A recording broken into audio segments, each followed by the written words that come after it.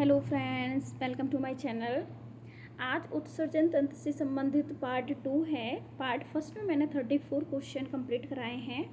आज 35 क्वेश्चन से स्टार्ट करते हैं। इसमें कुछ 15 के समथिंग क्वेश्चन हैं, तो चलो चलते हैं अपनी क्लास स्टार्ट करते हैं। इसमें 35 नंबर का जो क्वेश्चन है वो है, इसमें क्वेश्चन बोल रहा है कि रुके हुए मूत्र में अमोनिया जैसी गंध आती है, क्यों?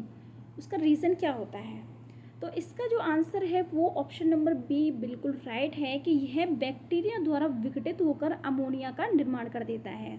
जो रुका हुआ यूरिन होता है उसके बाद वहाँ में बैक्टीरिया होते हैं, तो बैक्टीरिया उसको विघटित कर देते हैं, जिसके कारण उसमें कैसी स्मेल आती है? अमोनिया जैसी। तो ऑप्शन नंबर बी है वो इसका बिल्कुल राइट आंसर है।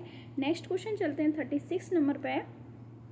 निम्न में से कौन सा वृक्क की क्रियाविधि को प्रभावित करता है? मतलब कौन सा इनमें से जो हार्मोन है जो वृक्क की होती है, जो नेफ्रॉन होता है, किडनी होती है, उसकी क्रियाविधि को कौन प्रभावित करता है? तो ऐसे दो हार्मोन्स हैं, एक है वैसोप्रेसिन और एक है एड्रेनलिन हार्मोन। ठीक है, तो ऑप्शन नंबर सी है वो बिल्कुल राइट आंसर है इसका। नेक्स्ट क्वेश्चन नंबर 37 है कि ग्लोमेरुलर प्राणनिस्यंदन में कौन सा पदार्थ रक्त से छनकर वोमेन कैप्सूल में नहीं आता? जैसा कि मैंने आपको लास्ट क्लास में बताया था कि ये होता है वोमेन संपुट, जिसके अंदर होते हैं ग्लोमेरुलर्स, जिसके अंदर पाई जाती हैं पोडोसाइट सेल। ओके, तो यहाँ पे ब्लड आएगा, रीनल धमनी के द्वारा ब्लड आएगा, फिर यहाँ पे उसका फिल्ट्रेशन होगा। तो फिल्ट्रेशन होने के बाद जो रक्त होता है उसमें क्या पदार्थ नहीं छनता है? तो उसका आंसर है ऑप्शन नंबर बी, जो पॉलीपेप्टाइड्स होते हैं वो छनते नहीं है, मतलब उसका फिल्ट्रेशन नहीं होता है। तो ऑप्शन नंबर बी है वो इसका बिल्कुल राइट आंसर है। नेक्स्ट क्वेश्चन नंबर 38 कि एल्केप्टोनुरिया एक डिजीज़ होती है जिसमें जो यूरिन होता है उसका रंग कैसा हो जाता है? येलो हो जाता है, सफ़ेद हो जाता है, नारंगी हो जाता है, या ब्लैक हो जाता है, काला हो जाता है?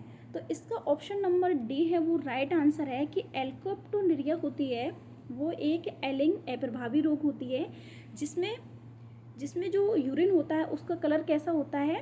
ब्लैक हो जाता है।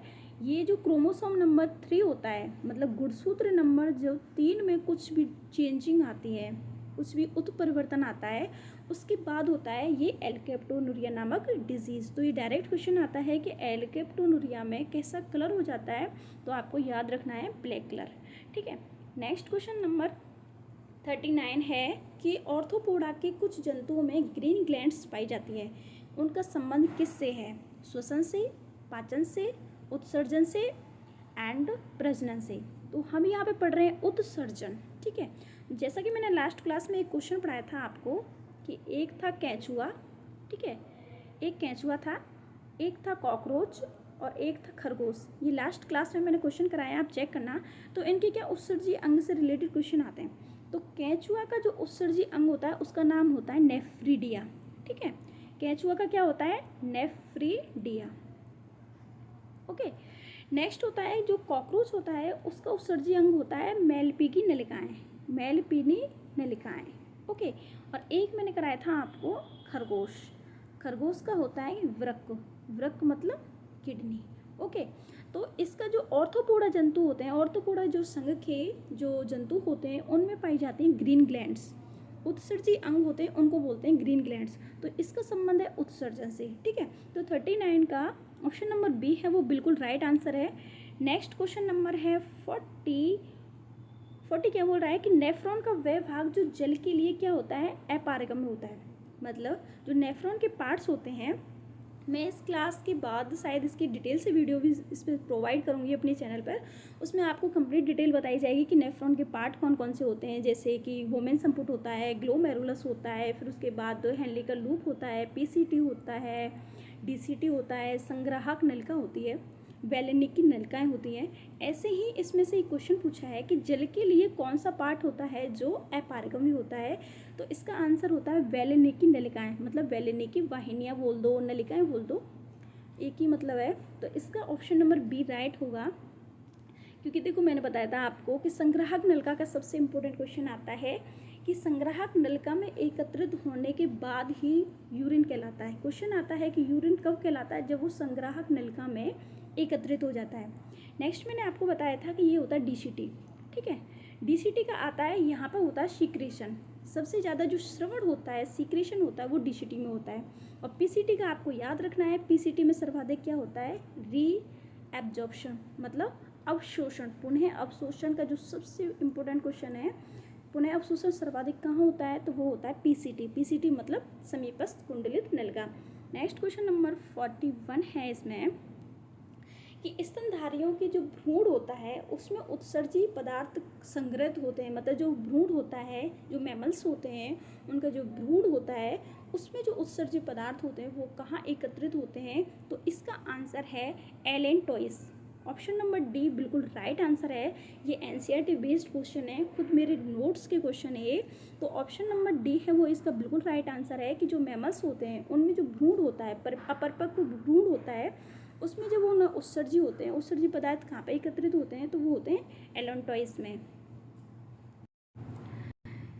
नेक्स्ट क्वेश्चन है इसमें 42 नंबर का है कि ब्राइट रोग होता है, उसमें क्या होता है, ब्राइट रोग को बोलते हैं नेफ्राइटिस। ओके, इसमें क्या क्या परिवर्तन होता है, मतलब क्या होता है, इस रोग की पहचान क्या होती है, तो ऑप्शन नंबर बी है इसमें कि ब्लड में यूरिया की मात्रा बढ़ जाती है। ठीक है, नेक्स्ट है कि यूरिन के साथ होता है जो ब्लड आता है। ठीक है, और नेक्स्ट होता है कि वृक होती है, किडनी में पथरी उत्पन्न हो सकती है, हो जाती है, तो ऑप्शन नंबर डी है वो बिल्कुल इसका राइट आंसर है। ये चारों ही इसके, ये तीनों ही इसके लक्षण होते हैं किस रोग के, ब्राइट रोग के, जिसको नेफ्राइटिस रोग भी बोलते हैं। ऐसे भी क्वेश्चन आ सकता है कि ब्राइट रोग का रिलेशन संबंध किससे है, तो ये संबंध है किससे, किडनी से, वृक्क से। ठीक है,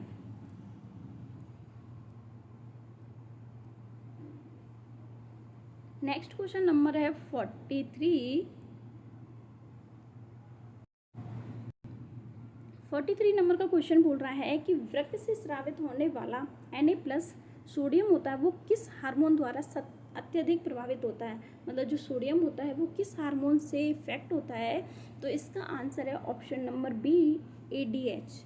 ठीक है, ADH जिसको हम क्या बोलते हैं, vasopressin hormone, vasopressin hormone, anti diuretic hormone या वैसोप्रेसिन हार्मोन, इससे सर्वाधिक प्रभावित क्या होता है, सोडियम।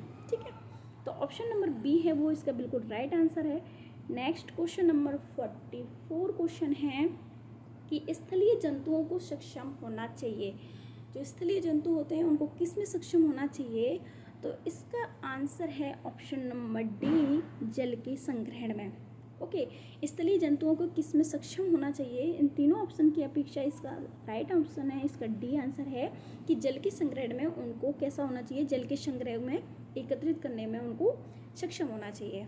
नेक्स्ट क्वेश्चन है 45 नंबर का कि नम तथा ठंडे मौसम में हम अधिक यूरिन क्यों स्रावित करते हैं, इसका रीज़न क्या होता है। ठीक है, तो इसका सबसे बेस्ट रीज़न ये होता है ऑप्शन नंबर सी कि जल की जो अधिक मात्रा होती है वो शरीर से पसीने के रूप में नहीं निकल पाती, क्योंकि सर्दियों में क्या होता है, स्वेद होता है, स्वेद पसीना होता है जो कम आता है, जिसके कारण होता है क्या, जो जल एक्स्ट्रा जो जल होता है वो हमारी बॉडी से रिलीज नहीं हो पाता है, तो जिसके कारण क्या होता है, बार बार यूरिन जाते हैं। नेक्स्ट क्वेश्चन नंबर 46 है इसमें 46 नंबर का क्वेश्चन है कि ग्लोमेरुलस में छने फिल्ट्रेट में क्या होता है, जब ग्लोमेरुलस होता है, ग्लोमेरुलस में छने हुए फिल्ट्रेट में क्या होता है, मतलब ग्लोमेरुलस के बाद जब छन जाता है उसके बाद क्या बचता है।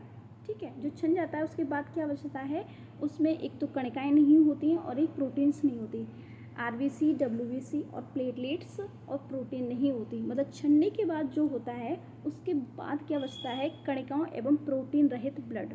ठीक है, उसमें RBC, WBC नहीं होती है और प्रोटीन्स नहीं आती है क्योंकि वो छन जाते हैं, और उसके बाद बचता है कणिकाओं एवं प्रोटीन रहित ब्लड, तो इसका ऑप्शन नंबर ए है वो बिल्कुल राइट आंसर है। ठीक है, नेक्स्ट क्वेश्चन नंबर है 47 कि स्वेद का सबसे महत्वपूर्ण कार्य क्या होता है, स्वेद मतलब पसीने, इसका सबसे कार्य क्या होता है, तो इसका जो कार्य होता है वो है शरीर के तापमान का नियमन करना। ऑप्शन नंबर सी बिल्कुल राइट आंसर है, शारीरिक ताप। ठीक है, शारीरिक ताप का नियमन कौन करता है, स्वेद करता है। ओके, तो ऑप्शन नंबर सी है बिल्कुल राइट आंसर है। नेक्स्ट क्वेश्चन की तरफ चलते हैं। 48 नंबर का क्वेश्चन है कि ग्लूकोज एवं 80% जल का जो पुनः अवशोषण होता है वो किस में होता है? तो ये तो मैं आपको 2-3 बार बता चुकी हूँ कि सबसे ज़्यादा जो रीएब्जॉर्प्शन होता है वो सर्वाधिक कहाँ होता है? पीसीटी में। ओके, और पीसीटी का यही क्वेश्चन आता है इम्पोर्टेंट। तो पीसीटी मतलब समीपस्थ कुंडलित नलिका। तो ऑप्शन नंबर ए है वो इसका बिल्कुल राइट आंसर है। नेक्स्ट क्वेश्चन है 49 नंबर का कि यूरिन का सबसे कम विषैला नाइट्रोजनी पदार्थ कौन सा होता है? मैंने आपको बताया था 3 पार्ट, एक होता है अमोनोटैलिक, एक होता है यूरियोटैलिक और एक होता है यूरिकोटैलिक। तो ये सर्वाधिक विषाक्त होता है अमोनोटैलिक, ठीक है। सेकेंड नंबर पर आता है यूरियोटैलिक और थर्ड नंबर पर आता है यूरिकोटैलिक, जो कि पक्षी एवं सरीसृप में पाया जाता है, ठीक है। तो इसमें से ऑप्शन नंबर डी है वो इसका राइट आंसर माना जाएगा, क्योंकि अमोनिया प्रथम पे आता है, सेकंड पे यूरिया आता है और थर्ड पे आता है यूरिक अम्ल। ओके, तो सबसे जो कम विषैला होता है वो होता है यूरिक अम्ल और सर्वाधिक जो विषैला होता है वो होता है अमोनिया। तो ऑप्शन नंबर डी है वो इसका बिल्कुल राइट आंसर है। तो आज की क्लास के लास्ट क्वेश्चन की तरफ चलते हैं कि डायलिसिस उपकरण का निम्न में से किसके कारण उपयोग होता है? मतलब हम डायलिसिस कब यूज़ करते हैं? डायलिसिस जो प्रोसेस होती है उसको हम कब यूज़ करते हैं? तो हृदय की अक्रियशीलता, यकृत की अक्रियशीलता, फेफड़े की अक्रियशीलता या फिर वृक्क की अक्रियशीलता। डायलिसिस क्या होता है? डायलिसिस में क्या होता है कि जब किडनी खराब हो जाती है, ठीक है, किडनी जब खराब हो जाती हैं तो ब्लड का क्या नहीं होता है? ब्लड का नहीं होता फिल्ट्रेशन, क्योंकि किडनी का कार्य क्या होता है? फिल्टर करना, छानना। अगर किडनी खराब हो गई तो फिल्टर कौन करेगा? फिल्टर नहीं होगा तो शरीर के जो ब्लड होता है उसमें यूरिया की मात्रा अधिक हो जाएगी, जो कि हमारे शरीर के लिए सर्वाधिक विषाक्त पदार्थ माना जाएगा, जो कि खतरनाक होता है। तो इसमें डायलिसिस जो प्रोसेस अपनाई जाती है, कब अपनाई जाती है? जब कि क्या होती है? किडनी की अक्रियशीलता, मतलब किडनी का कार्य करना क्या होता है? कम हो जाता है या बंद हो जाता है, तो उसके बाद ही हम डायलिसिस प्रोसेस को अपनाते हैं। तो इसका ऑप्शन नंबर डी है वो बिल्कुल राइट आंसर है। तो आज की क्लास यहीं पे कंप्लीट होती है। मैंने उत्सर्जन से रिलेटेड 50 क्वेश्चन कंप्लीट करा दिए हैं। इसके बाद नेक्स्ट टॉपिक होगा शायद परिसंचरण तंत्र, वो मैं नेक्स्ट क्लास में जब भी क्लास अपलोड होगी तो मैं वो कराऊंगी। तो आज की क्लास यहीं पे कंप्लीट होती है। अगर वीडियो पसंद आई हो तो लाइक करना, और यहीं की क्लास कंप्लीट होती है। कोई भी डाउट हो, एनी क्वेश्चंस आप पूछ सकते हो मुझसे। तो आज की क्लास यहीं पे कंप्लीट होती है। जय हिंद, जय भारत।